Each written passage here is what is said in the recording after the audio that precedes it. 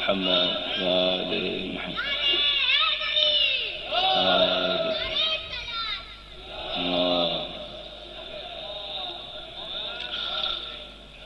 اعوذ باللہ من الشیطان الرجیم. بسم اللہ الرحمن الرحیم.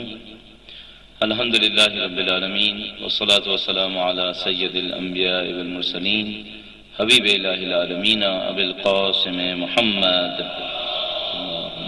صلی علی محمد وعلى آلہ الطیبین الطاہرین سیما بقیت اللہ فی الارضین. قال اللہ تعالی فی کتابہ الکریم. بسم اللہ الرحمن الرحیم.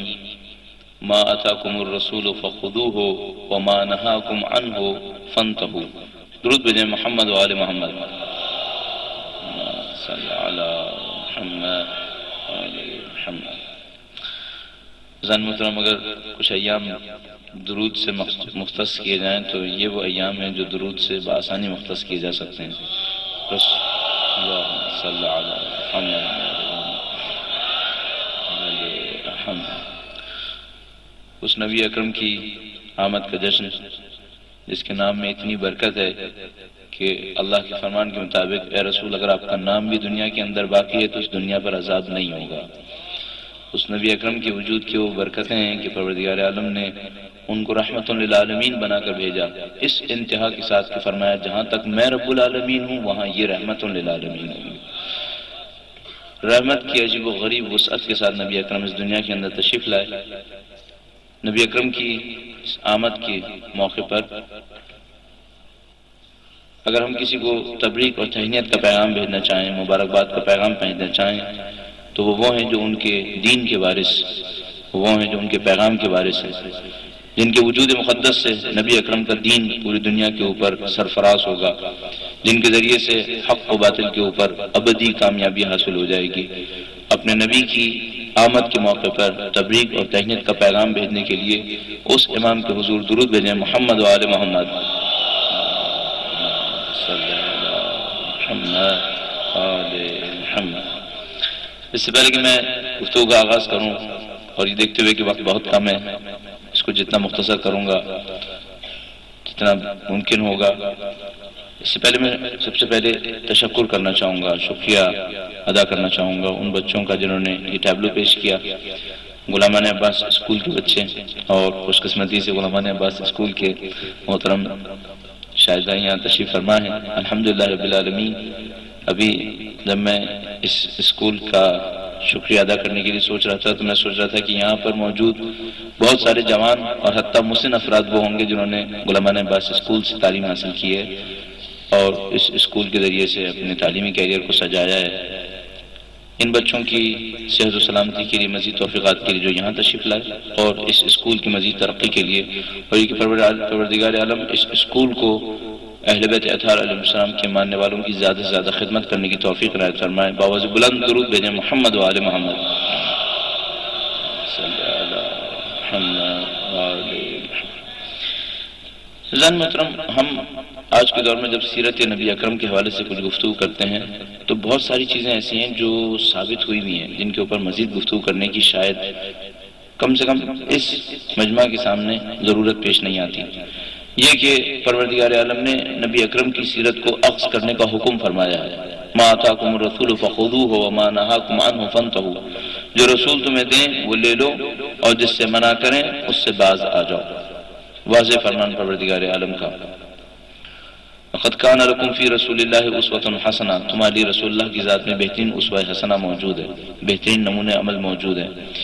ان مباحث کو ابھی سب لوگ طے کر چکے ہیں، سب کے سامنے واضح ہے کہ رسول خدا کی سیرت پر عمل کیے بغیر کوئی دین کی حقیقت کو پا نہیں سکے گا، اور قرب خدا کو حاصل کرنے کے لیے سوائے نبی اور اس کے خاندان کے اور کوئی در دنیا کے اندر موجود نہیں ہے. ان تمام باتوں کے باوجود آج کا زمانہ کچھ اور سوال ہمارے سامنے پیش کر رہا ہے، اور آج کے زمانے کا ہمارا مطلب دو نکات کو دیکھتے ہوئے.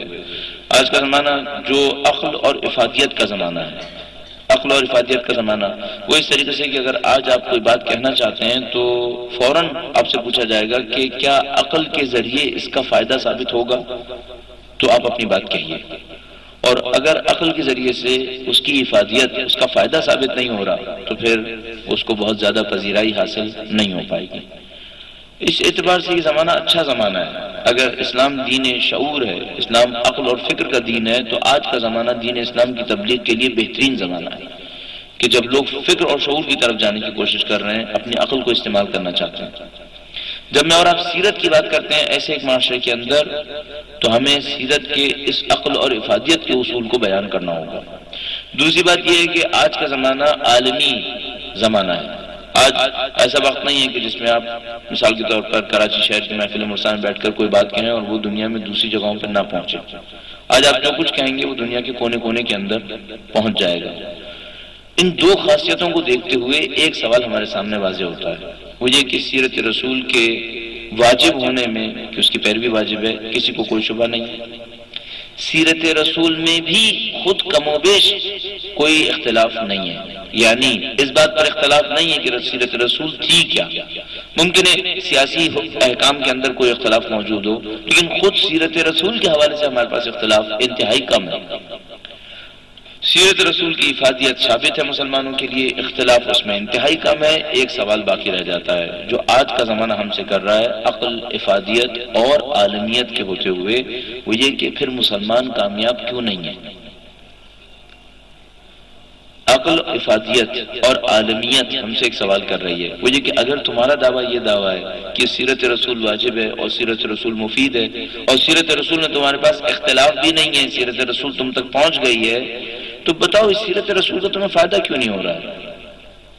سیرت رسول تمہیں کیا فائدہ دے؟ یعنی کوئی ہم سے پوچھے کہ سیرت رسول کا فائدہ ہونا کیا تھا جو ہم کہنے کہ فائدہ ہوا ہے یا نہیں ہوا ہے۔ سیرت رسول کا ہرگز یہ فائدہ نہیں تھا کہ ان کے محلات سے ہمارے بھی محلات ہوتے۔ سیرت رسول کی ہرگز یہ افادیت نہیں تھی کہ ان کے ہاں مثال کے طور پر دولت کی ریل پہل ہے تو ہمارے یہاں بھی دولت کی ریل پہل ہوتی، نہیں، یہ افادہ نہیں ہے۔ افادہ یہ ہے کہ سیرت رسول کے نتیجے میں مدینے کے لوگوں کے دل ایک دوسرے سے نزدیک ہو گئے تھے، ہمارے دل کیوں دور ہیں؟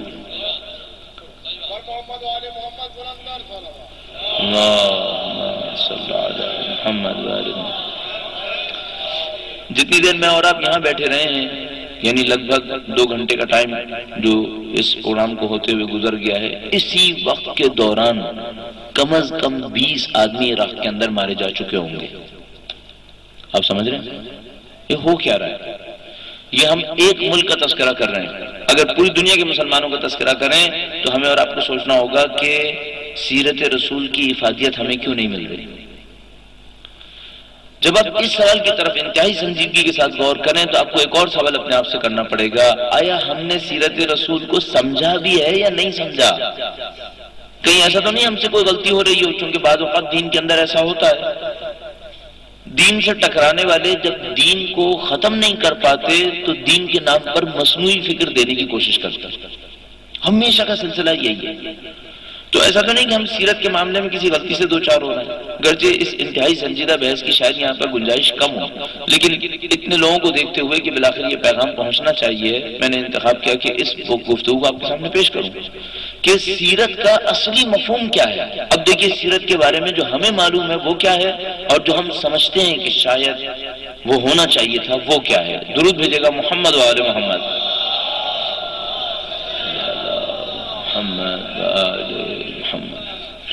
ایک وہ سیرت کا مفہوم ہے جو ہمارے درمیان مشہور و معروف ہے، وہ کیا ہے؟ وہ چند اعمال ہیں جو سیرت کے نام پر ہمارے درمیان ہیں اور انتہائی اہمیت کے حامل ہیں۔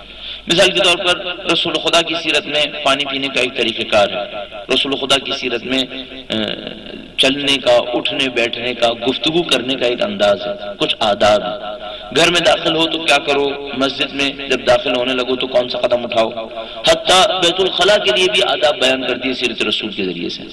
سوال یہ ہے، آیا سیرت رسول اصل یہی ہے یا اس کے علاوہ کچھ اور ہے؟ اور اگر اس کے علاوہ کچھ اور ہے تو ان دونوں میں سے اصلی کون سی ہے؟ ایک تو یہ ہے سیرت رسول جو ہم نے سنی ہے، وہ یہ کہ رسول خدا مثال کے طور پر خضاب فرمایا کرتے تھے، رسول خدا مسواک کیا کرتے تھے، رسول خدا بسم اللہ کہہ کر پانی کیا کرتے تھے، رات کے وقت بیٹھ جایا کرتے تھے پانی پیتے وقت، آخر میں کھانے کے شکر خدا بجا لاتے تھے، شروع میں بسم اللہ کہا کرتے تھے، ایک نمک سے تناول فرماتے تھے۔ یہ تمام آداب نبوی ہیں۔ سوال یہ ہے، آیا سیرت رسول خدا یہی ہے بس؟ اگر یہی ہے تو میں آپ سے ایک سوال کرنا چاہوں گا، وہ یہ کہ اگر میں تمام زندگی میں ان تمام ظواہر کے اوپر عمل کروں اور اثر پھر بھی ظاہر نہ ہو تو اس کا مطلب کیا ہوگا؟ کوئی گڑبڑ ہو گئی ہے اس کا مطلب۔ میں آپ کے سامنے ان تمام ظواہر پہ عمل کر لیتا ہوں، بسم اللہ کہہ کے شروع کروں گا کھانا، بسم اللہ کہہ کے الحمدللہ کہہ کے ختم کروں گا، نمک کے ذریعے ساری باتیں، وہ تمام ظواہر میں پورے کر دوں، کیا یہ کافی ہوں گے دین اسلام کے لیے؟ اگر نہیں تو پھر وہ اصلی سیرت کیا ہے؟ یعنی کم از کم اتنا اعتراف کرنا پڑے گا یہ تو ہے سیرت رسول، کون اس کا منکر ہوگا؟ طے شدہ سیرت رسول ہے یہ، لیکن اس کے پیچھے سیرت رسول کی کوئی روح بھی ہے جس پر ہم کم توجہ دے پا رہے ہیں۔ ہم جو زیادہ توجہ دے رہے ہیں وہ سیرت رسول کے ظاہر کے اوپر دے رہے ہیں، بدقسمتی سے بہت سارے وہ ہیں جو اس ظاہر پر بھی اب توجہ نہیں دے رہے۔ ہمارے خیال میں ہمیں ان ظواہر کا دفاع کرنا چاہیے، ضرور دفاع کرنا چاہیے، لیکن اس کے پیچھے کچھ اور بھی ہے جس کا ہمیں اس سے زیادہ دفاع کرنا چاہیے۔ اب سیرت رسول کے وہ پہلو کیا ہیں جو ہمارے خیال میں انتہائی اہمیت کے حامل ہیں اور ان کو کسی صورت میں نظر انداز نہیں کیا جا سکتا۔ اگر کوئی اسے نظر انداز کر دے تو پھر یہ ظواہر بھی فائدہ نہیں دیتے، جیسا کہ پاکستانی معاشرے میں اور عموماً مسلمان معاشروں کے اندر ایسا ہو رہا ہے۔ اب وہ اصل سیرت رسول کیا ہے جس کو ہمیں اخذ کرنا ہے، تو پھر یہ ظواہر بھی فائدہ دیں گے ورنہ وہ بھی فائدہ نہیں دیں گے۔ اس کے لیے چند جملات عرض کروں گا، درود بھیجے گا محمد و آل محمد۔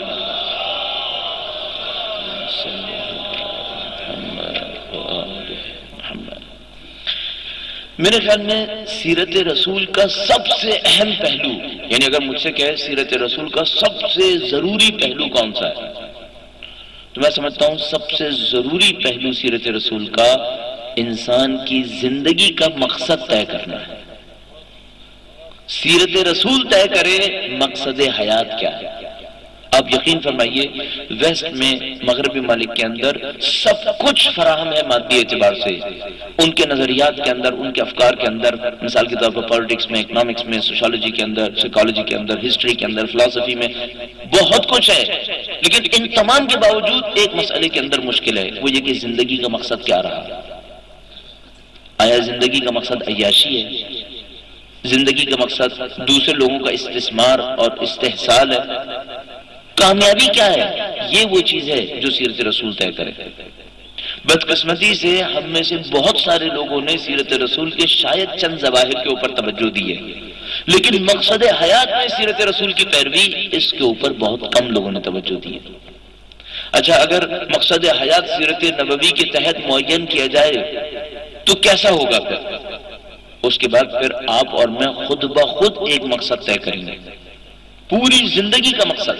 معاملہ یہ نہیں ہے کہ میں مسجد کیوں بناؤں، معاملہ یہ نہیں ہے کہ میں گھر کیوں بناؤں، پھر گھر کیسا بناؤں، مسجد کیسی بناؤں، نہیں، ان تمام سے گزر جائیے۔ ایک بات پوچھئے، میری زندگی کا اصلی مقصد کیا ہے اور اس مقصد کو حاصل کرنے کا راستہ کیا ہے؟ اس سوال کا جواب کون دے گا؟ سیرت رسول اس سوال کا جواب دے گی۔ اب سیرت رسول کیا جواب دیتی ہے؟ سیرت رسول یہ کہتی ہے کہ رسول خدا کمال مطلق ہیں، وہ انسان کامل جس کو پروردگار عالم نے تمام انسانوں کے لیے ہدف بنا کر بھیجا ہے، تمام انسانوں کو ایک ہدف دیا ہے، وہ یہ کہ اے انسانوں تم لوگ ناقص ہو، تمہارے وجود کے اندر توانائیاں ہیں، اگر تمہیں کوئی کامیابی حاصل کرنی ہے اس رسول کی ذات کو دیکھو، یہ تمہارے لیے مقصد حیات ہونا چاہیے، اس تک پہنچنے کی کوشش کرو، ان کے راستے پر چلو۔ قاب قوسین او ادنا کا مرحلہ رسول خدا نے حاصل کیا، ہمیں یہ ذمہ داری دی گئی ہے کہ ہم رسول خدا کے پیچھے چلیں۔ اب آپ ذرا سکون سے سوال کیجئے گا، 1.3 ارب مسلمانوں میں سے کتنوں نے مقصد حیات رسول اللہ سے پوچھ کر طے کیا ہے؟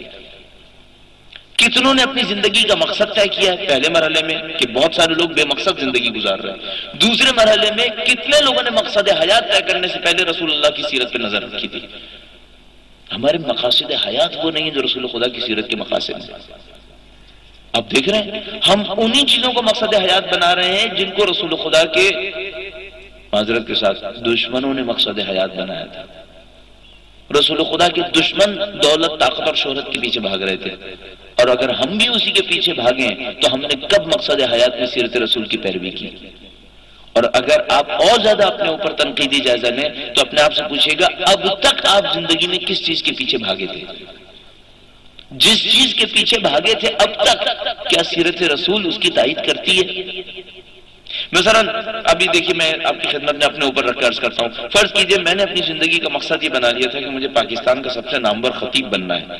چلیے فرض کر لیجئے یہ مقصد بنا لیا، اس کے پیچھے میں نے اپنی زندگی کے 40 سال لگا دیے. لگانے کے بعد اب مجھے اپنے آپ سے سوال کرنا چاہیے، کیا سیرت رسول اس مقصد کی تائید کرتی ہے؟ اگر نہیں تو یہ میں نے کون سا سیرت رسول پہ عمل کیا؟ آیا پانی پی لینا کافی تھا 3 گھونٹ میں؟ پانی میں نے 3 گھونٹ میں پیا ہے، بسم اللہ بھی کہا ہے، الحمدللہ بھی کہا ہے، لیکن مقصد حیات اپنی مرضی سے طے کیا ہے، پھر سیرت رسول کی پیروی ہو گئی؟ کہاں ہوئی؟ چھوٹے کاموں میں پیروی کی، اور جو سب سے اہم کام تھا اس میں رسول کی سیرت پہ توجہ نہیں. کہاں سے انصاف ہوا؟ پھر آپ بتائیے، یہ معاشرہ کامیابی حاصل کر لے گا جبکہ خدا نے کہا تھا کہ ما آتاکم الرسول فخذوہ وما نہاکم عنہ فانتہوا؟ کس رسول نے کہا تھا کہ مجھے اور آپ کو دولت، طاقت اور شہرت کے پیچھے بھاگنا ہے؟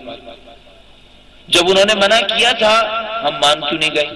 پھر کیوں بھاگے؟ آپ سمجھ رہے ہیں؟ مشکل یہاں ہے. مشکل یہ نہیں ہے ہمارے ساتھ کہ مثال کے طور پر بہت سارے لوگوں کے چہروں پہ داڑھی نہیں ہے، یہ بھی مشکل ہے، لیکن یہ اصلی مشکل نہیں ہے. اصلی مشکل یہ ہے زندگی کے مقصد میں رسول سامنے نہیں ہے، کچھ اور سامنے ہے. اب جو کچھ سامنے ہے اس کو وہاں سے ہٹا دیجئے، وہ در حقیقت ایک بت ہے، اور اس کی جگہ اللہ کا معین کیا ہوا رسول رکھ لیجئے. اب کام آسان ہوگا. اچھا، اگر کوئی اس راستے کے اوپر چل نکلے تو آگے ہوگا کیا؟ میں آپ کی اس مجمع میں موجود جوانوں سے زیادہ خطاب کرنا چاہوں گا، کیونکہ میرے جیسے لوگوں کا تو ٹائم سے کہتے ہیں اب اس سے گزر گیا جو میں دوسرا اسٹیج بیان کرنے والا ہوں، لیکن ان میں سے بہت سارے لوگوں کا ابھی یہ اسٹیج ہے. درود بھیجے گا محمد و آل محمد.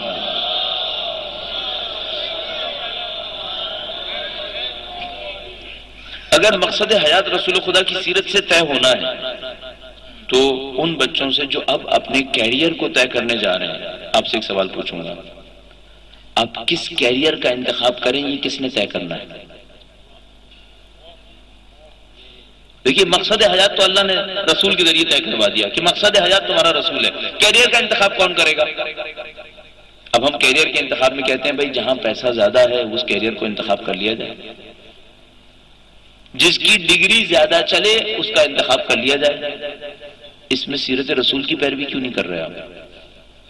اچھا، اگر سیرت رسول کی پیروی کریں تو کیا کروں؟ مثلا رسول خدا تو کسی انسٹیٹیوشن کے اندر نہیں پڑھا تھا، ان کے پاس علم لدن نہیں تھا. نہیں، میں یہ نہیں کہہ رہا.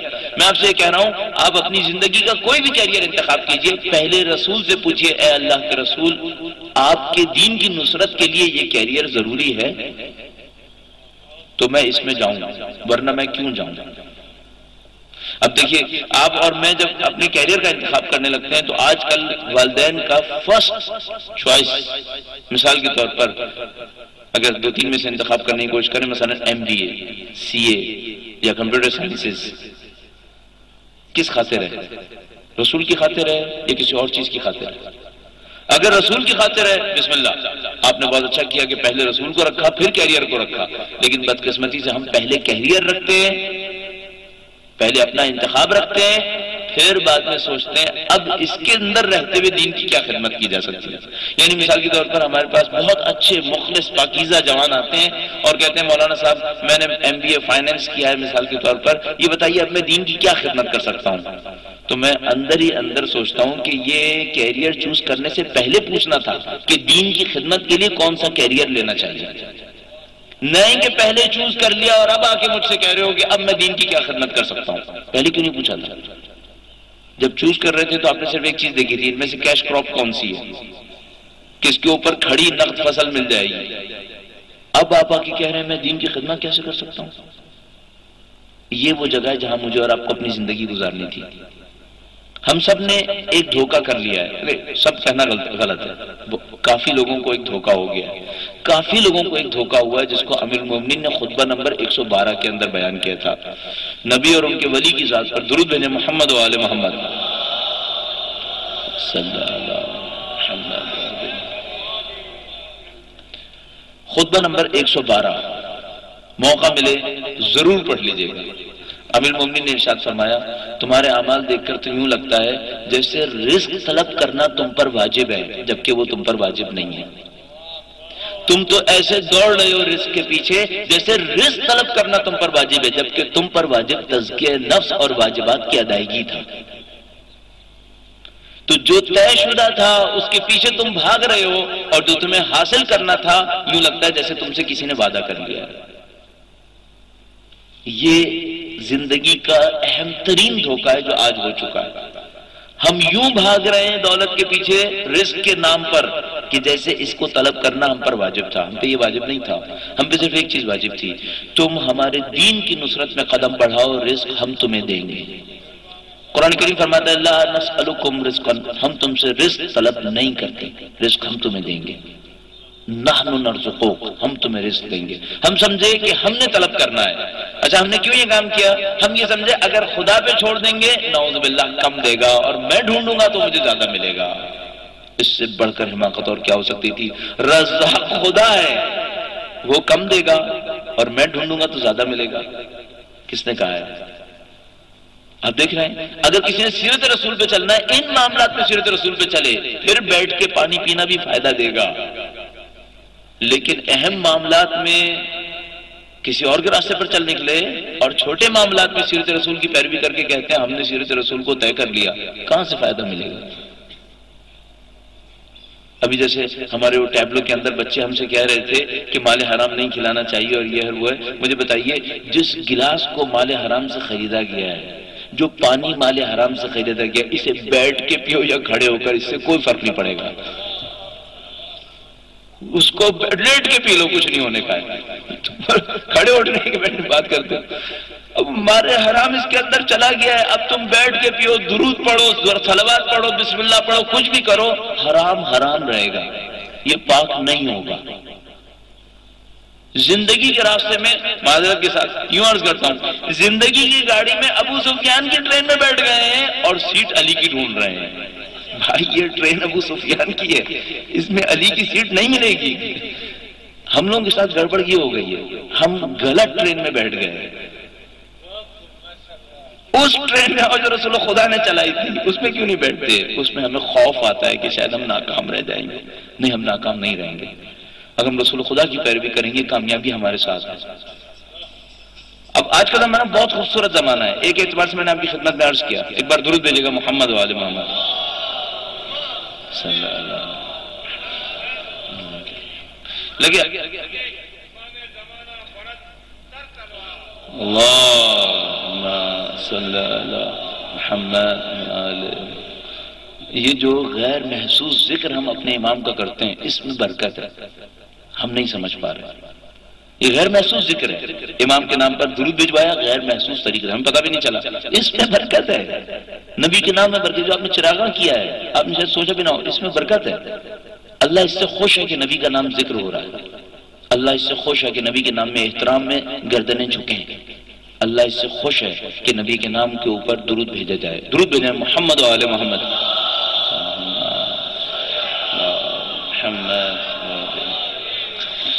عرض کرتا چلوں تعلیمی کیریئر کے حوالے سے میرے پاس ایک پروگرام تھا، یہاں اس پروگرام کے بارے میں میں دو جملہ ضرور عرض کرتا چلوں۔ زینبیہ ایجوکیشن سوسائٹی کے نام سے محفل مرسا کے تحت ایک پروگرام چلایا جاتا ہے جس میں نادار لوگوں کی جو ہمارے جو ڈیزرونگ اسٹوڈنٹس ہیں ان کی ہیلپ کی جاتی ہے۔ پتہ نہیں اس پیپر کے اندر لکھا ہوا ہے 1400 اسٹوڈنٹ نے پچھلے سال اس پروجیکٹ کے ذریعے سے اسپانسرشپ حاصل کی ہے۔ اب میں سے جو کوئی کرنا چاہے اس کے اوپر ضرور توجہ دیجیے۔ میرے ذہن میں ایک بات آتی ہے، میں کبھی بھی یہ کام نہیں کرتا کسی اور کا یعنی پیپر کہیں پڑھنے کی کوشش کروں، لیکن ایک بات سمجھ میں آتی ہے، جب امام خمینی حیات تھے تو گورنمنٹ کے مختلف آفیشلز ان کے پاس آتے تھے اور کہتے تھے کہ آپ کے نام پر ایئرپورٹ، آپ کے نام پر روڈ، آپ کے نام پر یہ، تو وہ سب کو منع کرتے تھے، کہتے تھے میرے نام پہ کچھ نہیں ہوگا۔ پھر ایک آدمی آیا، اس نے کہا کہ آقا ہم ایک ادارہ کھولنا چاہتے ہیں غریبوں کی مدد کے لیے، آپ کے نام پہ کھول لیں۔ لکھ کر انہوں نے دیا، کہیں گے اس کام میں میرا نام استعمال کرو، خمینی کے نام پر غریبوں کے لیے مدد جمع کرو۔ اس معاملے میں حساس تھے، کہتے تھے نہیں اس معاملے میں میرا نام استعمال کرو، اس کو کم مت سمجھیے گا، امپورٹنٹ ہے۔ ہمارے یتیم اگر بے سہارا ہو گئے ہم اللہ کے نزدیک بے سہارا رہ جائیں گے، اس بات کے اوپر توجہ فرمائیں گا۔ امیر المومنین فرماتے تھے اللہ اللہ فی الایتام، یتیموں کے معاملے میں خدا سے ڈرو، خدا سے ڈرو۔ اللہ ہم سب کو اس ذمہ داری کو ادا کرنے کی توفیق عنایت فرمائے۔ میں نے آپ کی خدمت میں عرض کیا کہ سیرت رسول وہاں ظاہر ہونی چاہیے، سیرت رسول وہاں ہونی چاہیے کہ جب ہم زندگی کے اہم ترین فیصلے کر رہے ہیں. آپ زندگی کا مقصد طے کر رہے ہیں، یہاں پہ سیرت رسول پہ آئیے. کیریئر طے کر رہے ہیں، یہاں پہ سیرت رسول کو دیکھیے. اللہ کا دین آپ سے کیا چاہتا ہے اس وقت، اس کو دیکھنے کی کوشش کیجیے. اگر اللہ کا دین آپ سے چاہتا ہے فلسفر بنے، مت دیکھیے اس وقت فلسفی کی تنخواہ کتنی ہے. رزق خدا نے دینا ہے، میں نے اور آپ نے نہیں ڈھونڈنا ہے، وہ خدا نے ڈھونڈنا ہے. بس کیریئر گائیڈنس میں بھی ہمارا جو اسکیل ہے وہ اسکیل غلط ہوا ہے. ہمارا اسکیل اللہ کے دین کی نصرت ہونا چاہیے.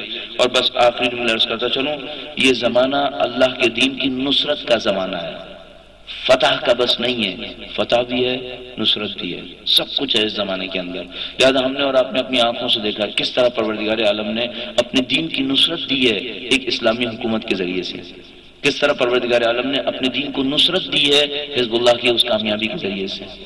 بے مثال کامیابیاں میرے اور آپ کے منتظر ہیں. صرف کوشش، جد و جہد چاہیے. اس وقت لوگ آگے بڑھ رہے ہیں انسان محترم، لوگ کامیابیاں حاصل کرنے کی طرف جا رہے ہیں. اللہ نے اپنے دین کی نصرت کا وعدہ کیا ہوا ہے. صرف ایک مشکل ہے، ہم اور آپ انصار ہوں گے یا نہیں ہوں گے. مشکل بس اتنی ہے. اس دین نصرت پانی ہے. پروردگار عالم نے اس دین کے پرچم کو پوری دنیا کے اوپر لہرانا ہے اپنے اس نمائندے برحق کے ذریعے سے جس کو اس نے پردہ غیبت میں رکھا ہوا.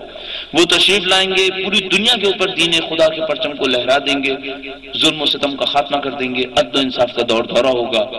ان تمام کے دوران صرف ایک سوال باقی رہ جائے گا، ہم اور آپ کہاں ہوں گے. یہ وہ اہم ترین مسئلہ ہے جو ہمارے اور آپ کے سامنے ہے. یقین فرمائیے ہمارے اور آپ کے سامنے اس سے بڑھ کر اور کوئی بڑا مسئلہ نہیں ہے. ہم دین خدا کی نصرت کیسے کریں گے؟ سیرت رسول کو اتنی سنجیدگی کے ساتھ اگر میں اور آپ لیں گے تب سیرت رسول اپنا اثر دکھائے گی. پھر وہ بیٹھ کر پینا بھی اثر دکھائے گا، بسم اللہ کہنا بھی اثر دکھائے گا، ساری کام حاصل ہوتے چلے جائیں گے. آپ نے دیر رات اتنے غور سے سماعت فرمایا، آپ کے شکر گزار پروردگار عالم آپ کو جزائے خیر دے. اپنی دعائے خیر میں ضرور یاد فرمائیے. درود بھیجیں محمد و آل محمد.